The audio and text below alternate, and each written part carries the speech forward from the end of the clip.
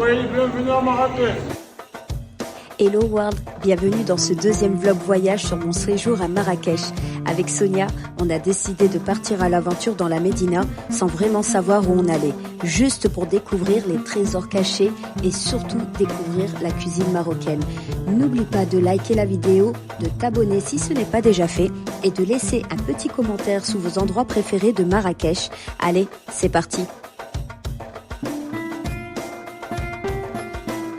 Alors là, on est dans une petite ruelle côté du Riad. On s'est dit qu'on allait manger un petit peu parce que, en fait, on n'a pas dormi de la nuit, tout simplement.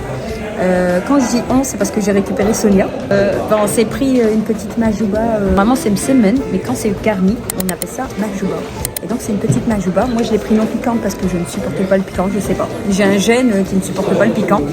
Sonia, elle l'a pris bien piquant, elle. Alors, ça pique ou pas? Ouais, ça pique bien. Avec un petit thé. Et on a pris aussi des lentilles, l'ardès. Donc, on va goûter la majouba, voir si elle n'est pas trop sèche ou pas. Alors, déjà rien que quand on a vu les femmes le cuisiner, on savait que c'était une tuerie.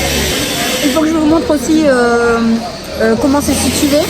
C'est vraiment deux tables en petite terrasse dans une ruelle. Et franchement, c'est ce que j'aime dans les voyages, faire ce genre d'expérience. Et là, avec Sonia, on se régale. Hein. Ouais. Elle dit ouais.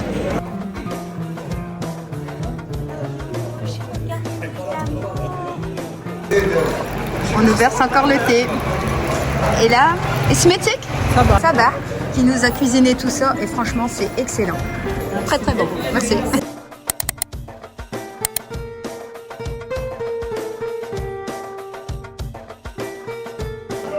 Le poulet est excellent. Il est très très bien cuit. Et franchement, il n'est pas sec. Il est bien assaisonné. Franchement, il est trop bon. Je suis avec mon ami le chat. Alors, t'en penses quoi de la majouba? Hein, Minouche? Et tu t'appelles comment? Tu t'appelles comment? Voilà, il est posé, pépère. Bon, mon voisin était peu loquace, donc nous sommes repartis à la découverte de la Médina. C'est l'occasion aussi de te montrer l'art incroyable qui imprègne chaque coin de cette ville.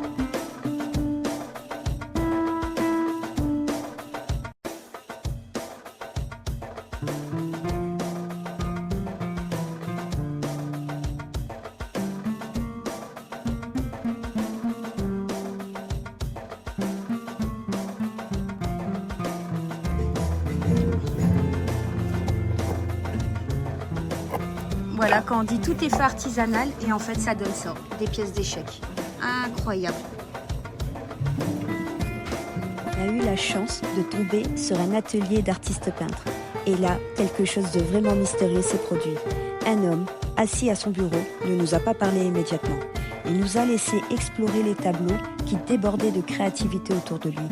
C'était comme si chaque toile racontait une histoire. Finalement, sans dire un mot, l'homme nous a laissé s'approcher de lui. C'était comme s'il voulait que les tableaux parlent d'eux-mêmes. C'est tout un art, hein, la calligraphie. Ouais, c'est une science pour nous. C'est une science, hein. Tu vas comprendre. Ouais, d'accord. L'unité de mesure de la lettre, c'est le point. C'est ça. Ouais. Par exemple, je vais écrire une lettre très courte. World, nous allons faire un petit plongeon dans l'histoire de la calligraphie et plus précisément du style Diwanî, qui nous ramène au règne de Suleiman le Magnifique, le 10e sultan de l'Empire ottoman. Passionné d'art, il a contribué à mettre en valeur la calligraphie Diwanî, un style d'écriture arabe élégant. Le sultan visionnaire était tellement imprégné d'art qu'il allait jusqu'à présenter ses textes de loi sous forme de dessin. Il a fait du Diwanî une expression artistique d'une grande valeur durant son règne. La calligraphie Diwanî se distingue par des lettres élégantes qui sont artistiquement connectées. Elle est caractérisée par des lignes fluides et des hauteurs calculées par des points par unité de mesure. La calligraphie Diwanî va au-delà de la simple communication en faisant de chaque mot une œuvre d'art avec des lettres qui dansent au gré du calligraphe qui les charme. La lettre S. Ça, c'est la lettre S. Je vais réécrire la lettre S.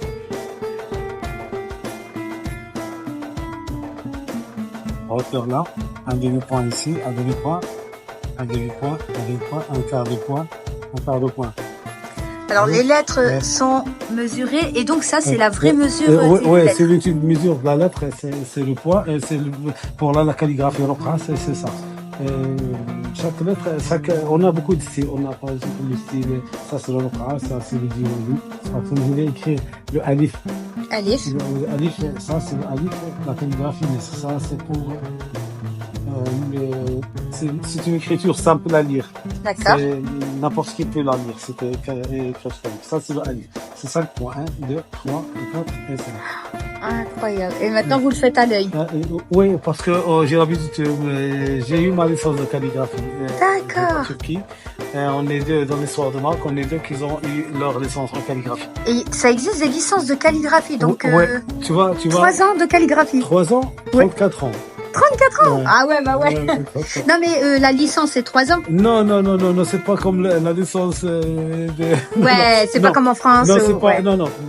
C'est à peu près, on a 3000 règles, ou 3000 règles, tu dois faire au moins 20 ans ou 15 ans d'exercice. Ah ouais, 15 ans. Et là 34 ans, ça y est. Ouais, Et c'est pour ça les œuvres là, elles sont magnifiques. Et c'est toutes des calligraphies alors. Ouais, non, on est 5 artistes, on est association. D'accord. Par exemple, ça là-bas, c'est pas de vous. Non, Avec c'est pas, c'est avec... Le Reïta. Non, c'est pas le Reïta, c'est...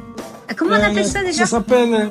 C'est en bois, ils prennent un morceau de bois comme ça carré, Oui. et ils mettent le cuir, c'est Ouais. pas la peau du... Ouais, je vois c'est quoi. C'est comme C'est comme Dolboka mais c'est en carré. C'est comme un cerf-volant. C'est ancien. Oui, Ouais, oui. maintenant, il n'y a plus de ça. Mais- C'est fermé de deux côtés. Oui. C'est ça? Ouais, c'est ça. Ouais. Elle faisait ça pour ceux qui jouaient avec l'épée. Parce qu'il y avait des gens, il y avait comme le halqa. Oui. Le halqa de Jamafna. Il y avait Ouais. des halqa et les gens ils jouaient avec... Tu sais, c'est les charmeurs de serpents. Ouais. Mais les joueurs, Ouais. ceux qui savent bien, jouer avec l'épée. Oui, il les faisait. Et il y en a qui le faisaient comme ça. Ouais, je l'ai vu ça. Quand j'étais petite à la plage de Marfina, je l'avais vu ça. L'outil de mesure, c'est le carré. C'est D'accord. 5 points de la lettre G. 5 points. Donc là, c'est votre outil de mesure. C'est comme une règle en fait. Ce sont des règles. Il y a tout ça, c'est des règles. C'est 3000.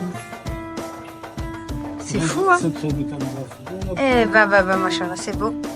En tout cas, c'est très très beau. Et votre prénom, c'est comment? C'est Omar Zaïd. Omar Zaïd. Je vais vous écrire votre nom, un petit cadeau de moi. Ah. Et dans la carte où je vais vous écrire votre nom, il y a mon adresse. Donc, il y a mon téléphone, il y a... Génial. C'est de la danse. C'est comme la musique, c'est comme la musique. D'accord.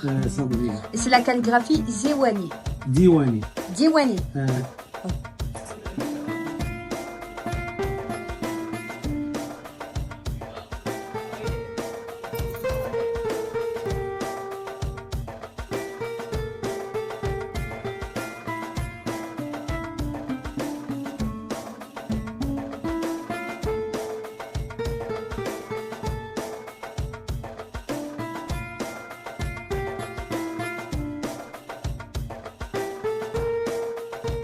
Voilà, c'était notre journée incroyable dans la Médina de Marrakech. On est sur un manteau djellaba, collection 2023 Yves Saint Laurent. Non, franchement, c'est canon. Et ça, pour le froid, c'est pas mal pour ceux qui mettent que des djellabas. Mais vraiment. J'espère que tu as aimé voyager avec moi et découvrir ces endroits magnifiques. Avant de conclure, je tiens à te dire combien j'aime partager la culture sous toutes ses formes, que ce soit à travers la cuisine, les rencontres inattendues. Chaque moment est une chance de comprendre un peu mieux ce monde qui nous entoure. Et tu sais quoi? Rencontrer des gens au hasard, c'est souvent là que naissent les plus belles histoires de voyage. Alors, si tu as aimé la vidéo, n'oublie pas de laisser un pouce et de t'abonner pour ne rien rater de nos prochaines aventures et partage avec tes amis voyageurs. Merci de m'avoir accompagné et on se retrouve bientôt pour de nouvelles aventures.